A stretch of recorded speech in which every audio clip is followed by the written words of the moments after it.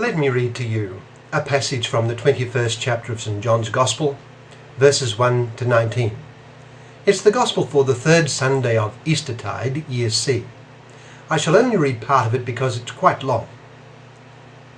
St. John writes, "At that time, Jesus revealed himself again to his disciples at the Sea of Tiberias. He revealed himself in this way.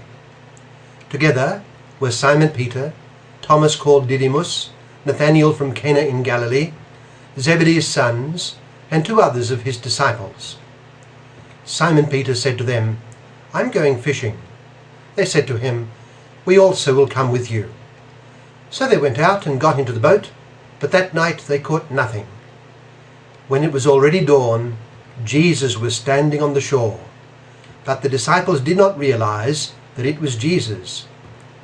Jesus said to them, 'Children, have you caught anything to eat?' They answered him, 'No.'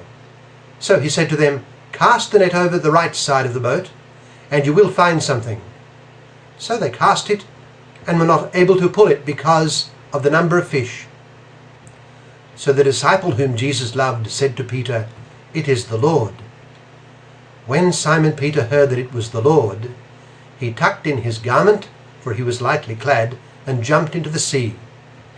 The other disciples came in the boat, for they were not far from the shore, only about 100 yards, dragging the net with the fish. When they climbed out on shore, they saw a charcoal fire with fish on it, and bread. Jesus said to them, 'Bring some of the fish you've just caught.' When they finished breakfast, Jesus said to Simon Peter, 'Simon, son of John, do you love me more than these?' Simon Peter answered him, 'Yes, Lord, you know that I love you.' Jesus said to him, 'Feed my lambs.'" That's from John 21, verses 1 to 19, part of the passage. There's more, of course, but you can read it yourself. What does it suggest to us? Well, our gospel scene is one of great simplicity and beauty, and one that has so much to convey to us. During his life, our Lord had shown to his disciples that he was the promised Messiah. He had been rejected by the leaders and put to death. The shock of all this to his disciples was almost incalculable, as was the extraordinary event of his rising from the dead. Risen, he had appeared to them, and they had seen, heard, and felt him. They had watched him eat before their eyes. In our gospel scene today, all this happens again, and in a fashion that is perhaps even more powerful for its simplicity and realism. The disciples, with Simon Peter at their head, have spent the whole night working at their livelihood, which was to fish, and had caught nothing. It was dawn, and they noticed someone on the beach. All was quiet, with just the slight sound of the tide, and sound easily carried.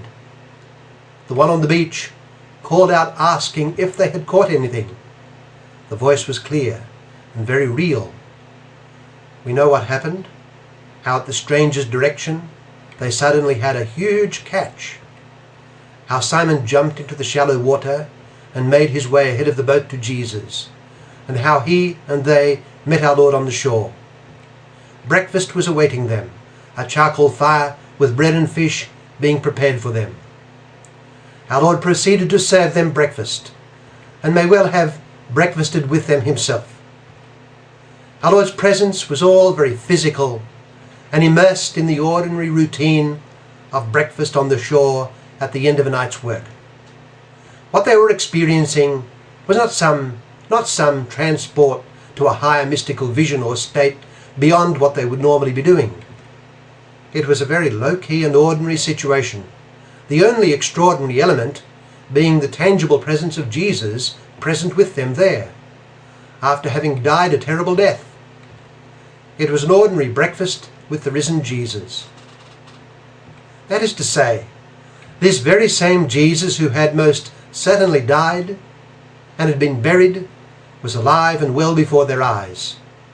Of course, to say that he was alive and well before them is not to mean that Jesus was back from the dead before them with the same life he had before. It was indeed the same Jesus in all his physical reality But he was now different, and the difference was felt and noticed by all who conversed with him over that breakfast. To begin with, he simply came and then went. He now abode in a realm above and apart from them, while being close to them nevertheless, and on various occasions, such as this one, making his presence visible to them. But there was also something very different about his appearance, even about his very features. He was not just like, say, Lazarus had been when our Lord called him back to life from the grave, or the young man of the village of Nain, whom our Lord raised before his widowed mother's eyes to give him back to her. Nor was he like the little girl he had raised from the dead. They all returned to exactly the same life they had been living, and looked no different at all for it. And they would go on in due course to die a second time. No, he was obviously different from what he had been before. We remember how 3 of his apostles who witnessed his transfiguration on the mountain saw that the aspect of his face was changed. He was shown in glory.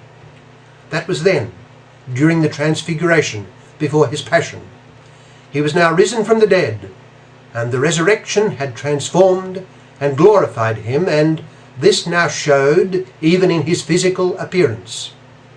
There was something new, altogether renewed, somewhat heavenly, showing that in his body he had risen from the dead to a glorious life. He was now beyond the limitations of this life, and was the victor over death and all that could lead to it. Yet, despite this, it was obvious to them that it was Jesus. As our gospel tells us, none of the disciples dared to ask him, "Who are you?" because they realized it was the Lord.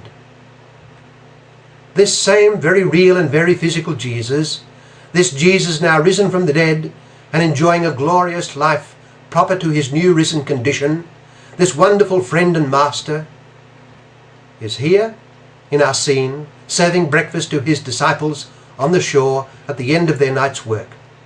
He converses with them, and in particular speaks with Simon Peter, their appointed head. He asks Simon repeatedly if he loves him, and receiving his earnest assurance, gives to Simon the first pope the task of nourishing his church. That same question the risen Jesus asks of each of us: do we love him? Do you love me? Let us then place ourselves in the presence of the risen Jesus, who abides constantly in our midst, especially in the Holy Eucharist, promising to give him our love and our constant service in his mission.